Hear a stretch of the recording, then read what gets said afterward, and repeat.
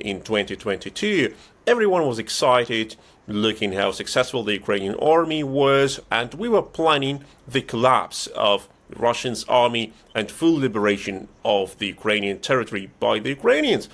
And now, in the third year of war, we are talking about the price of losing Ukraine. That was the title of your recent report at the Institute for the Study of War.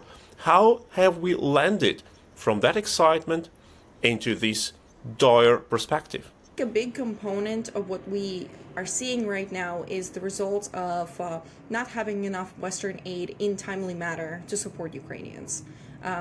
In 2022, Ukrainian forces would have been able to continue their counteroffensive drives, especially in Kharkiv Oblast, but they simply didn't have enough mechanized equipment to continue that drive. We have several interviews with Ukrainian personnel available in the media where they say, we absolutely could have pushed further into, for example, Svatovo, Luhansk Oblast, and the Russians they didn't have enough manpower, they didn't have enough supplies to restrain Ukrainian advances. However, Ukrainian forces at that time were not receiving tanks. They were not receiving enough equipment that would allow them to maintain maneuver warfare, not just in that fall period, but also as Ukrainians would continue into winter 2023. That gap in Western aid really allowed Russians to not only launch their own winter offensive operations in Liman direction, in Kupiansk direction, as well as maintain a pretty steady battle in Bakhmut, but also prepare their positions for repelling Ukrainian counteroffensives in Zaporizhia Oblast, which is where Ukrainians concentrated their counteroffensive attack. So ultimately, it is the timing of the Western aid and the amount of Western aid that was provided to Ukrainian forces that led us to the point where not only Ukrainians gave up their initiative, but they were also unable to successfully launch a counteroffensive that would, at the very least, reach certain settlements on that line closer to Melitopol and then closer to the highway between mainland Russia and occupied territories in southern Ukraine. The two factors here that led us here, for sure, is the timing of aid, as well as the quantity of aid and when it's delivered. There is a component, we have observed Russian, the Kremlin use information warfare to discourage, during the time of winter period, to discourage Western aid to Ukraine. We have noticed several spikes in information narratives, for example, nuclear threats in the lead up to Ukrainian counteroffensive, to prevent Western aid from really coming to Ukraine at the threat of further escalation between NATO and Russia. So that is something that the Russians are able to use to their advantage to not so much, advance military objectives, but really target the centers of gravity in Brussels, in Paris, in Washington, D.C., to make sure that Ukrainians don't get enough aid in a timely manner. You have already mentioned that Russia's way to achieve more influence in the West by sabotage, by disinformation, by psyop operations. But what is the global Russia's goal in this war? What is the Russia's victory scenario which they try to achieve? The victory scenario for Russia changed a little bit. At the beginning of the war, it was to scare Ukrainians into capitulations, quite literally, the fact that the plan was 3 days to capture Kiev, then 20 days to capture Mariupol, and all the rest of the large cities really meant that the Russians were expecting that Ukrainians, with the push from the West, would just sign an agreement that would bring Ukrainian military to practically non-existent levels, to make sure that Ukraine signs neutrality clause, in its constitution, so essentially changes its constitution, something that the Russians are kind of doing also to Belarus at this point. The idea was that the military aspect of this was that the Russians would just use their military to scare Ukrainians and scare the West. That didn't work out. The current strategy is to use information operations, hybrid warfare, to convince the West that it could no longer support Ukraine, which would achieve Russia that victory. And the Russians are able to do this through different measures. The number one, of course, is protracted war. The Russians, and Putin had always known this, that there is such a thing as Ukraine fatigue in the West. We have seen this before. We have seen this after 2004. We've also seen it after 2014. So the Kremlin is really banking on the fact that they could tire out the West, and that would lead them to a victory. So the strategy here, is maintain this protracted war at a tactical level, succeed in these tactical gains until the West completely backs away and Ukraine has no other option but either to cede territory, to accept Russian maximalist goals, such as reducing its military, replacing its government for a pro-Russian government and so on. So that is the long-term game that the Kremlin is playing right now. That is something that the Kremlin has been very successful in doing before.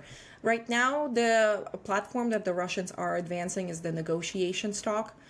So it essentially has, the vision for this is to have the West bypass Ukraine and bypass Ukrainian right to exist and right to sovereignty, and sign away Ukraine, essentially make it into the Russian bloc. This is something that the Russians are really pushing forward. So a lot of Russian warfare is informational. It is very much targeting the diplomatic ties, the back channels, which is why we're seeing a lot of those discussions of Russia is ready to negotiate, when in fact they have not made any concessions whatsoever. They have not revised any negotiations platforms for Ukraine, and most of the times they don't even include Ukraine as an actor in the conversation for what this peace would look like. If these ideas, this psychological warfare, would reach some sort of success for Russia, what would be the price and the consequence of this non-victory of Ukraine? There's a couple of examples of what non-victory for Ukraine would look like. So I'll probably start with the least favorable for Ukraine. The least favorable, I would say, obviously would be any type of ceasefire negotiation. So think about like Minsk agreements, but make them part 3.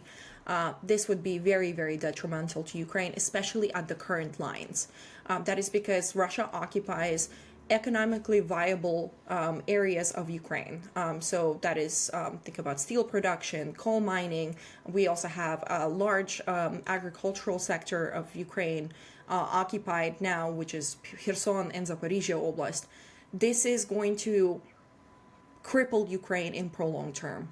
This will have Ukraine rely on humanitarian and financial aid, not just military, but also humanitarian and financial aid. So that is likely the worst scenario, because it also allows Russia to grow its military.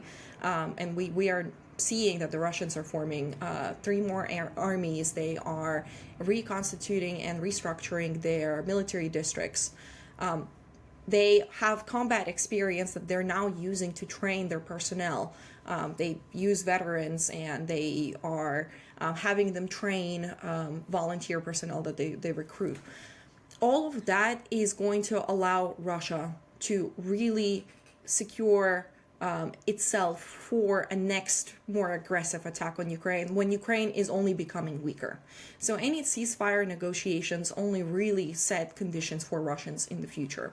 And we can even get into DIB, because the Russians are trying to mobilize their DIB, defense industrial base, to their best ability, given sanctions. The second scenario that is pretty horrible for Ukraine is protracted war.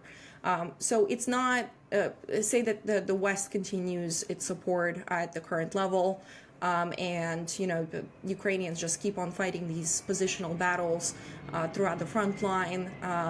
The Russians, we're seeing that in protracted warfare, Russians are able to laterally redeploy their units. They are forming some of reserves. They're able to increase their defense industrial base. So if things stay at the current tempo, that's still pretty bad for Ukraine. It's a non-victory, and it doesn't allow Ukraine to meaningfully threaten Russians. It does not allow Ukraine to liberate its territories that are vitally important for Ukraine to have for economic gain.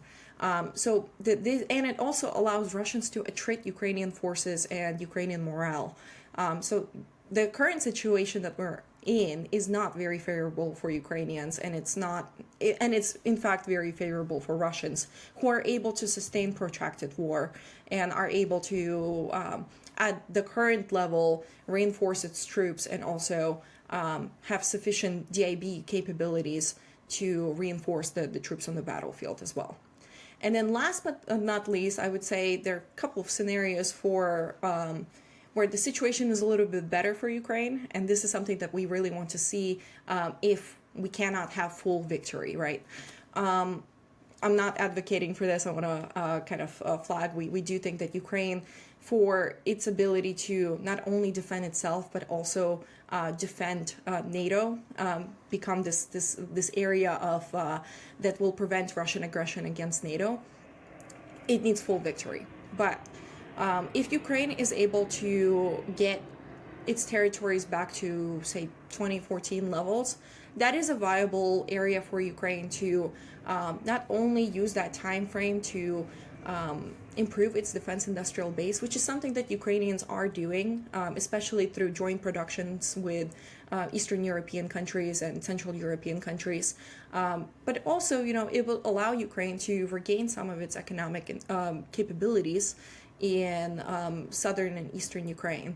So even that scenario would be a little bit better because it puts Ukraine in a more favorable position than other scenarios where Ukraine has to really rely on not only military aid, but also to rely on surviving. And I mean, even if Ukraine is able to liberate Kherson and Zaporizhia Oblast, that already puts a significant strain on Russian ability to maintain the grouping of forces, for example. I mean, we know that Ukrainians have intended to intersect the highway between Russia and Zaporizhia Oblast and then Kherson Oblast. So even removing that capability for the Russians will prevent them from being closer to the Romanian border, being closer to Ukrainian vital infrastructure. So all that being said, these are the non-victorious scenarios that we're looking at. Some are worse than others, but ultimately we do think that full victory in Ukraine, which includes liberating Crimea as well as Donetsk and Luhansk Oblast that were occupied pre-2014, is the best solution for stopping any potential ability for Russia to use these territories as a springboard for future aggression.